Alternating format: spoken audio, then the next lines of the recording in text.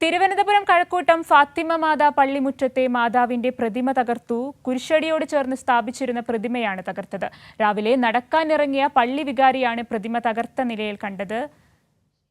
ഷീജയുടെ വിവരങ്ങൾ നൽകാനെന്നാണ് മനസ്സിലാക്കുന്നത്. ഷീജ, ഇത്തരത്തിൽ ഫാത്തിമ മാതാ പള്ളിമുറ്റത്തെ മാതാവിന്റെ പ്രതിമ തകർത്തിരിക്കുന്നു. ഇത്തരത്തിൽ തകർത്തത് ആരാണെന്ന വിവരങ്ങൾ ലഭ്യമാണോ? എങ്ങനെയാണ് സാഹചര്യം? നിലവിൽ ഏതായാലും സാമൂഹ്യ വിരുദ്ധരാണ് ഇത്തരത്തിൽ പള്ളിക്ക് നേരെ ആക്രമണം നടത്തിയത് എന്നുള്ളതാണ് മനസ്സിലാക്കാൻ സാധിക്കുന്നത്. തിരുവനന്തപുരം കഴക്കൂട്ടത്തുള്ള ഫാത്തിമ മാതാ പള്ളിമുറ്റത്തെ മാതാവിന്റെ പ്രതിമയാണ് തകർത്തിരിക്കുന്നത്. കുരിശടിയോട് ചേർന്ന് സ്ഥാപിച്ചിരുന്ന പ്രതിമയാണ് തകർക്കപ്പെട്ട നിലയിൽ രാവിലെ കണ്ടെത്തിയത്.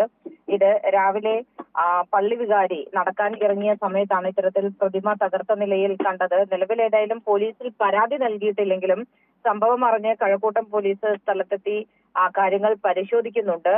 ഇതിന്റെ അടിസ്ഥാനത്തിൽ സമീപത്തെ CCTV-കൾ അടക്കം പരിശോധിച്ചുകൊണ്ട് അർദ്ധരാത്രിയിലാകാം ഇത് സംഭവിച്ചത് എന്നുള്ളതാണ് പോലീസ് നിഗമനം. ഏതായാലും ഇത് സംബന്ധിച്ച് അത്തരത്തിൽ ആ ഭാഗത്തേക്ക് വന്നവരുടെ അല്ലെങ്കിൽ ആ CCTV-യിൽ ആക്രമിക്കുന്നവരുടെ ദൃശ്യങ്ങളുണ്ടോ, അത് തകർക്കുന്ന ദൃശ്യങ്ങളുണ്ടോ എന്നതടക്കം പോലീസ് പരിശോധിക്കുന്നുണ്ട്. ഇതുമായി ബന്ധപ്പെട്ട് സമീപത്തെ CCTV-കൾ ശേഖരിക്കാനുള്ള നിർദ്ദേശം തന്നെയാണ് നിലവിലിപ്പോൾ പോലീസ് നൽകിയിട്ടുള്ളത്.